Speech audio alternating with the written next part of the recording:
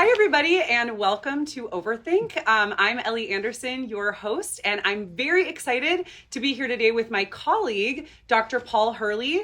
Paul is the Sexton Professor of Philosophy at Claremont McKenna College, which is one of the 5 Cs, or 5 Claremont colleges. I teach at Pomona. Paul is at Claremont McKenna. The consortium, yes. And you also used to teach at Pomona. So we had the joy of being able to have this interview in person in my office, because you're just down the street. So welcome, Paul. Well, thank you very much. I appreciate it. Yeah, and we're here to talk today about your book, Against the Tyranny of Outcomes.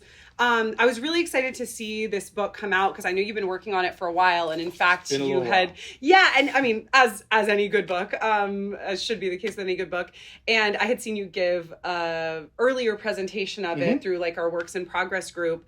But for those of you who don't know about your book or about his book, I don't know, I lost the grammar there. We're here to talk about it today. So I just want to start really broadly. By talking about consequentialism, because Against the Tyranny of Outcomes is largely a critique of the way that consequentialism has become the default way of thinking about so many aspects of our lives, from ethics to our conception of action and rationality. And so I assume, our listeners, we have a pretty broad listener viewership, but there may be some who don't know what consequentialism is. So tell us what consequentialism is and why is it intuitively appealing to so many? Then we'll get into your critiques of it. But first, what is it? Why does it appeal to people? Absolutely. So, consequentialism is most broadly the view that the way we evaluate actions is by determining which actions bring about the best outcomes. And it's the value of outcomes that both explains what makes an action the right one to perform and determines what the right actions are to perform. And I wrote this book 11 years ago, no, more than that, Beyond Consequentialism. Yeah. Teasing out these internal tensions within the theory and thinking that would motivate people to move beyond to something better and more plausible. And the response was so interesting. It was, well, you have these really powerful critiques of all of these forms of consequentialism, but consequentialism still has to be right. So although you've refuted all of these particular versions, it has some version of consequentialism has to be the right answer. And in a certain way, that led to the inquiry that resulted in this book. Why the conviction that some kind of outcome-centered way of understanding what it's right to do and what we ought to do has to be the right answer. And why were people saying that? What seems so right to so many of us? Well, I think what's interesting about the view is that, it's kind of the framing of the view initially is, why is it, so you ask people, why is it that you think the right action is the one that brings about the best outcome? Why isn't it the one that involves helping your friend or respecting other people? Or why pick this one? And the answer is typically, well, because, actions aim at promoting outcomes. So good actions aim at promoting good outcomes. And then it's like, well, why do you think actions, I go for a walk. I'm not trying to promote an outcome. I'm trying to go for a walk. And then the idea is, well, but all reasons to act are reasons to promote. So since we act for reasons and all, well, why do you think that? We have all kinds of reasons to, well, because what rationalizes our reasons is our desires and preferences. And those are all attitudes towards states of affairs to be promoted. So they're basically attitudes towards outcomes to be promoted. And, you have this set of outcome-centered positions. And when you look at, in philosophy, there's a view that's called the standard story of action. And it comes by that title honestly. All of those elements are basically, except for the ethical one, built into that story. Or you look at rational choice theory that's used in economics and in public policy. All of those elements are built into rational choice theory. So what this sort of drove home to me is once you accept an outcome-centered account of desires and preferences and reasons to act and the aims of action, you have to be a consequentialist. Yeah. It dictates that. But then in a certain way, the real argument was going on off stage. It's like, well, let's use the standard accounts in philosophy of mind and theory of action and then have this debate. But the standard accounts already determine the outcome of that debate because they build in the same assumption that we see in consequentialism itself. So that was kind of the deep answer, and it was really sad to come up with that answer because it meant I had to do a whole lot of work in philosophy of mind and action theory. I wasn't planning to do, but that's basically, as you know, that's a big chunk of what the book is about. Yeah, well, and what it ends up manifesting in is really a very, very powerful argument against the way that a lot of philosophy today is done in many different subdisciplines. Well, first, thank you. Yeah, no, it's awesome. It's like, oh, this book's going for it. Yeah. But secondly, no, in a certain way, what the striking thing about these arguments when you sort of dig down is that the answer to the question, doesn't an outcome-centered view of reasons to act seem implausible? Well, it has to be right because, and then the appeal is to another outcome-centered view. And then it's like, well, so it's outcomes all the way down. That's right. It's basically, it is, yes, outcomes instead of turtles. I really like that. But why it is that this, set of views is so irresistible to people. And I really do think, in a certain way, I spend a big chunk of time in the book appealing, there are these appeals to these basic claims, like the consequentialist says, well, but it's always right to do what's best. Well, sure.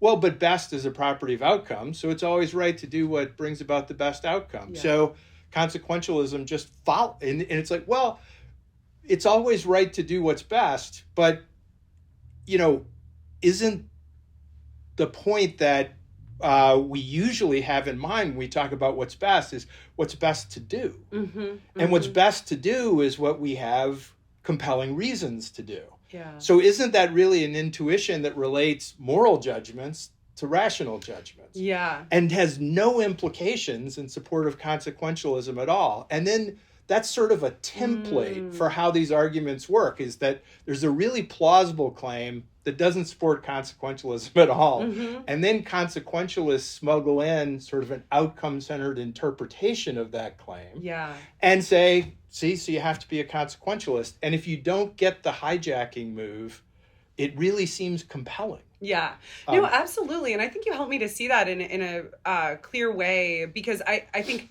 coming from more of a perspective of existential phenomenology, I'm very in line. I find very appealing the idea that not everything has to do with outcomes, and that there are good reasons to do things that aren't outcome centered, and also that there are forms of value that are not outcome centered. Absolutely. But I think you helped me sort of pinpoint what's going on exactly with that hijacking or smuggling in.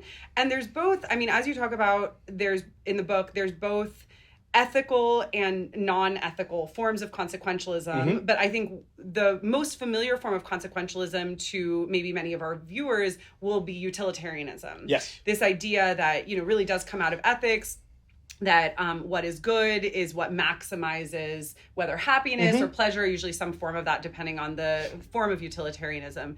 And I want to ask you a little bit about that, because one thing that you argue against is the idea that other forms of ethics are reducible to consequentialism. Because sometimes you hear that, well, deontology, Kantian view of ethics, and virtue ethics associated with Aristotle primarily sort of boil down to outcome-centered. And you're like, no, that's not true. There are some things that are valuable or right without being outcome-centered. Right.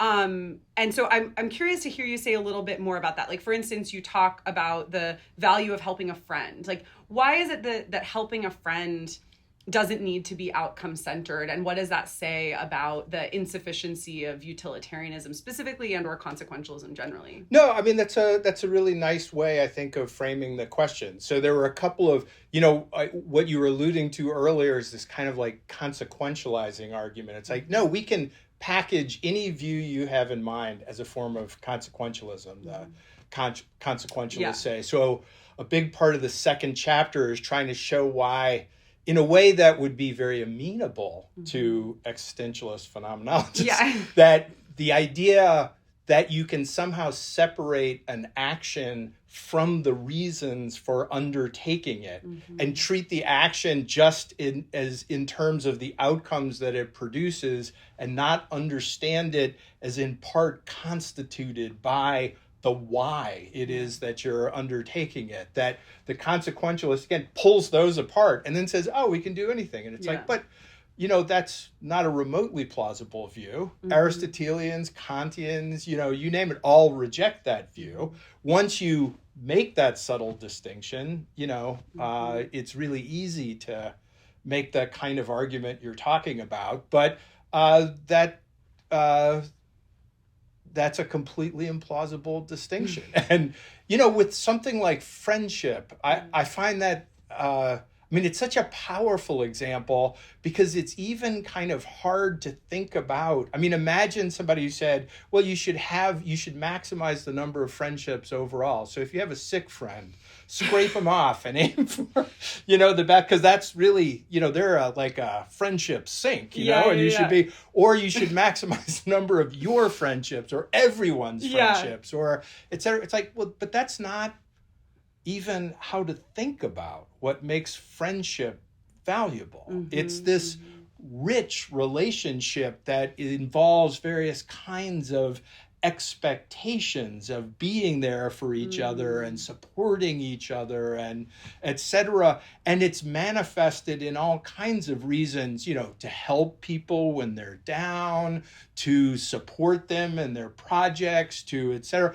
But all of those are actions. They're not outcomes I'm trying to promote. They're things any good friend will do insofar as they value their relationship to another person. And the worry is all of those basically get lost within all the good reasons for, when economists talk about friendship, they use a model of addiction. It's like, it's a preference hijacking where you in effect become addicted to a person in the way you become addicted to heroin. Then it of course is rational to want more heroin. It's painful, but it's there's something so pathetic about the idea that somehow you have to try and backdoor anything that actually looks like friendship into an account that's so, alien to these. But, I think even, I always think about this is something I've been thinking about for the last couple of days for some reason, is... You heard it here first, folks. But you take something like lying, and it seems so obvious why we shouldn't lie to each other. Lying only works when the truth is expected. So in a certain way, you're abusing a trust by the very act of successfully lying. And you only lie when your goal is to manipulate somebody to get them to do something that they otherwise wouldn't do if you were truthful with them. So it's a form of profoundly sort of disrespect. Of course, sometimes lies can be justified, etc. But there's such a powerful... But then view it from the consequentialist standpoint, and it's like, well, does the lie bring about a good outcome? Then there was a striking moment when the eating cats story blew up, and the idea was, but you guys are just lying about that. And J.D. Vance said the most interesting thing. He said, but if lying gets people to understand what you're trying to say, then there's a point. So once you make that move, it's like, first of all, you're scraping away all the good reasons not to lie, the deep disrespect, the wrongfulness of manipulation. Then you're viewing lying as involving justified manipulation of other people to get them to do various kinds of things.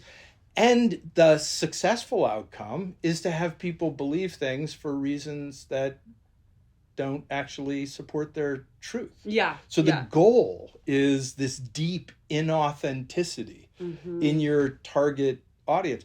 That's a horrible thing. Yeah. But, this outcome-centered framework, once you get into this, it's like, if there are good reasons to act that aren't captured by outcomes, then we're leaving all those reasons behind. The focus isn't on what to do, it's on what to get myself and other people to do. So now it's not about authentic exercise of agency, it's about managing or manipulating agency.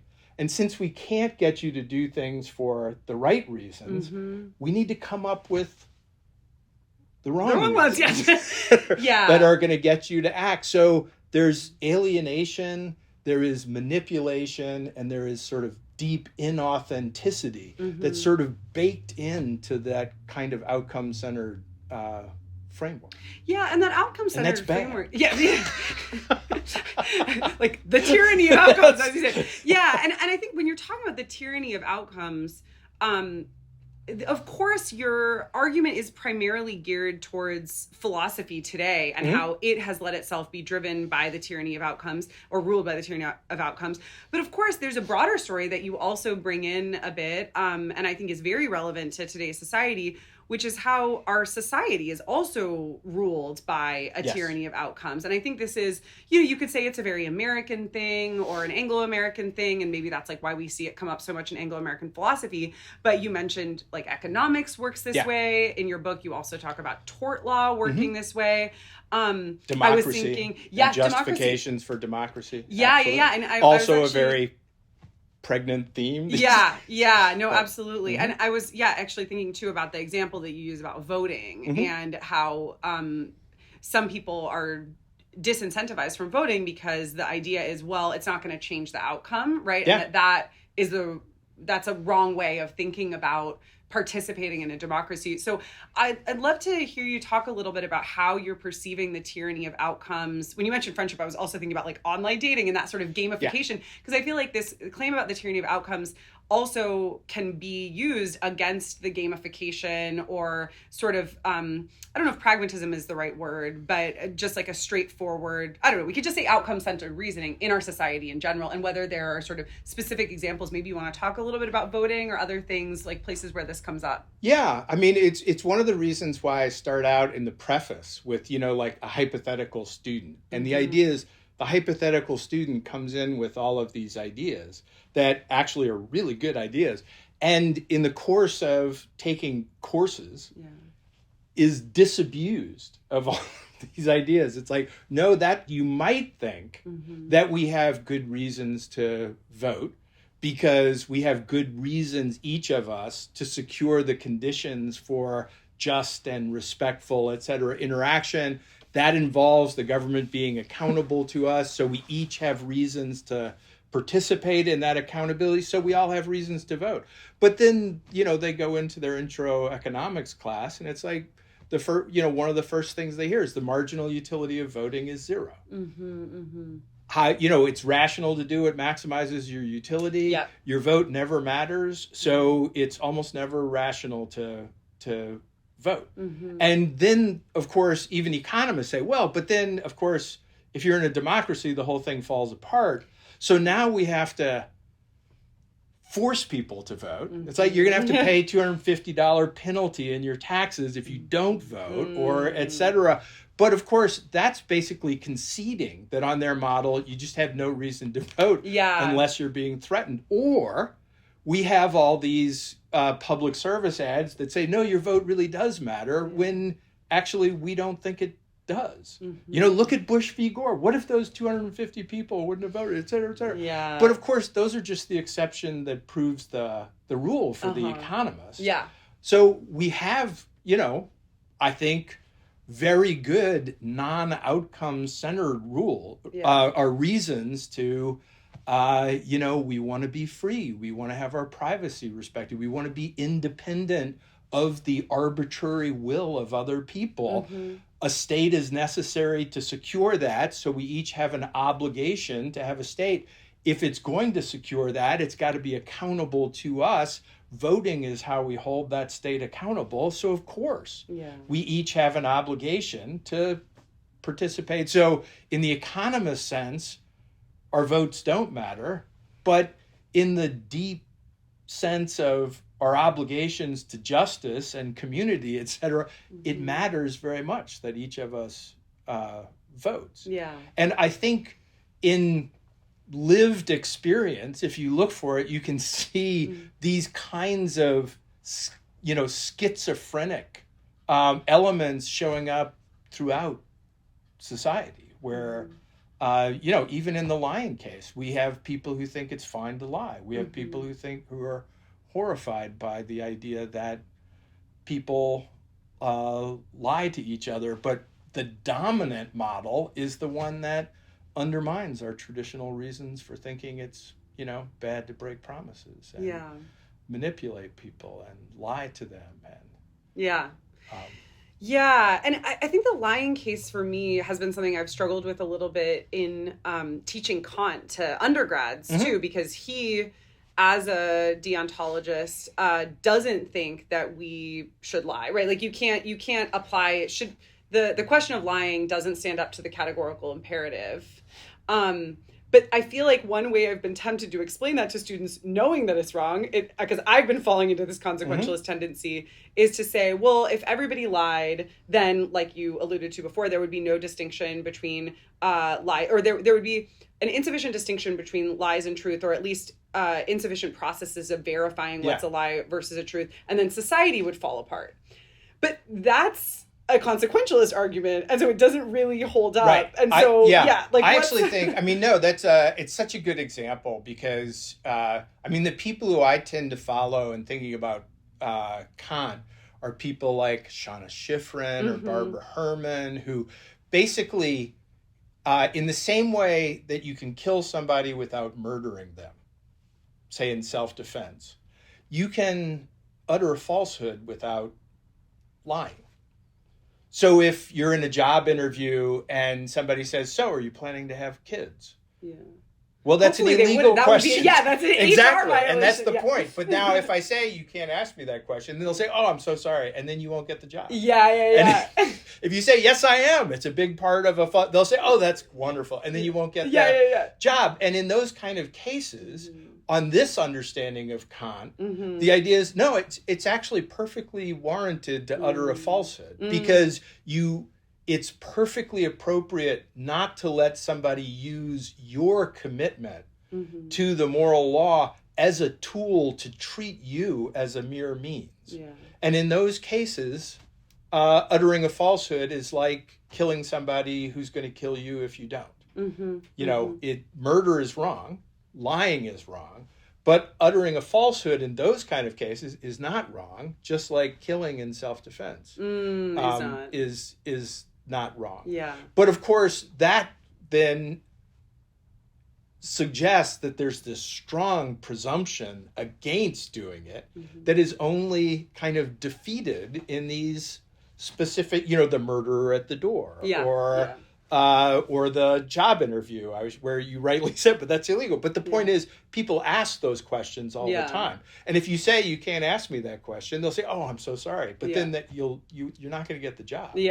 Well, but so in a certain way, there's still, even if you stand up for yourself in that way, you're allowing them to succeed in treating you as a mere means. And the Kantian, says, well, no, uttering a falsehood in those kinds of contexts is not, in the relevant sense, morally wrong lying. If you take a consequentialist approach, though, it's just like, show me that it brings about good consequences, and then it's fine. And I'm lying like a rug. That's right. Exactly. It's I'm off to the and can we tell noble lies that are systematically? It's one of the points that I actually bring up with tort law, because I think it's so interesting, is that the idea kind of behind tort law is that I'm supposed to treat you in a way that respects your privacy, your bodily integrity, etc., if I act unreasonably and create a risk of harm, and that ripens into harm again, then you can hold me accountable. There's nothing about maximizing outcomes. Yeah. It's about each person being accountable for how they interact with each other person. The current view, dominant view in the United States of tort law is the economic theory of law, which says, no, the standard of reasonableness shouldn't be, don't put Ellie at unreasonable risk of wrongful injury. It should be what maximizes overall social wealth. Yeah. And the standard we're going to hold you to is, so that's the reasonable person standard. But if that's what it is, especially if economists think all I'm trying to do is maximize my own wealth, then everybody's going to constantly be trying to violate the rules of law. Yeah. It's like, yeah, I get that maximizes overall social wealth, but you just explained to me that insofar as I'm rational, I'm only interested in my own wealth. Why would I maximize? Yeah. Sorry. So I shouldn't act. And the idea is, well, no, we need to keep cultivating the idea that somehow the wrong account is right, so that we keep giving people reasons to think that they ought to conform to the law beyond threat of sanction. Because and that's the idea that now you're just lying basically to everybody as a premise for the effective functioning of the system. And there's something so profoundly diseased about that. I mean, the very idea that the only way the legal system works is if most people are misled about how the legal system works. Yeah, absolutely. Should keep a person up at night. Yeah. Well, and I think in that context too, I mean, part of what you're saying has to do with the idea that we should ask more of ourselves and expect more of ourselves as humans, as community members, than the consequentialist picture of human nature would suggest, where we're all sort of just individual, out to get each other, maximizing our own self-interest. And we're running out of time here. So I just want to close by just really? I know, no, it's flown by. We could talk longer, I'm sure, but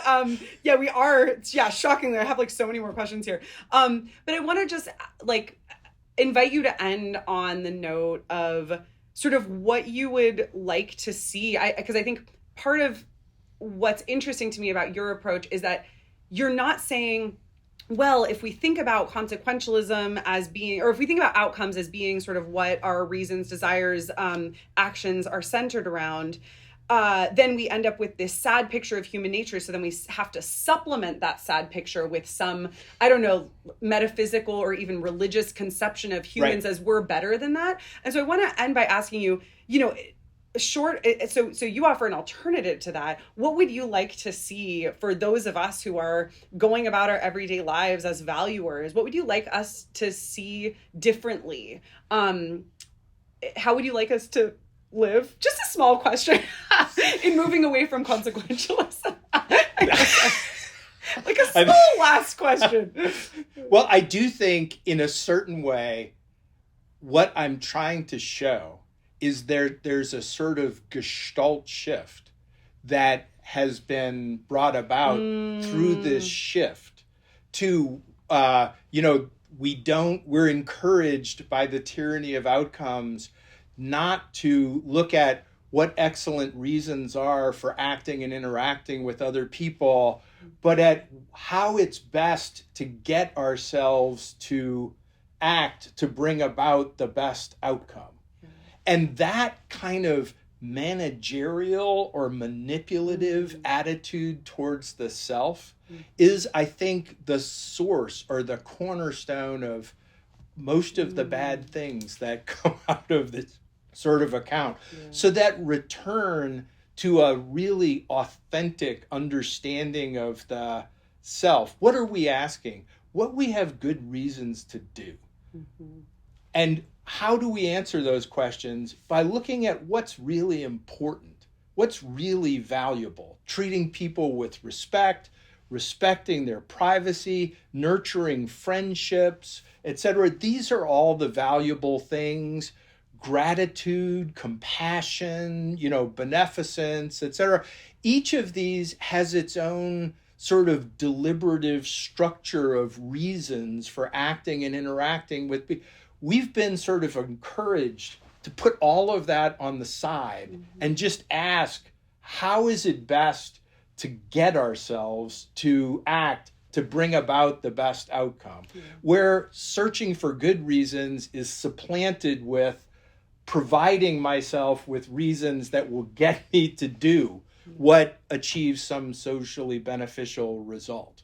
And I think if everybody became aware of that stark divide, the dangers of the tendency to slip in one direction and the sort of responsibilities, but also richness of an appreciation of meaningful interaction that comes from backing up into the that other model, that would be good.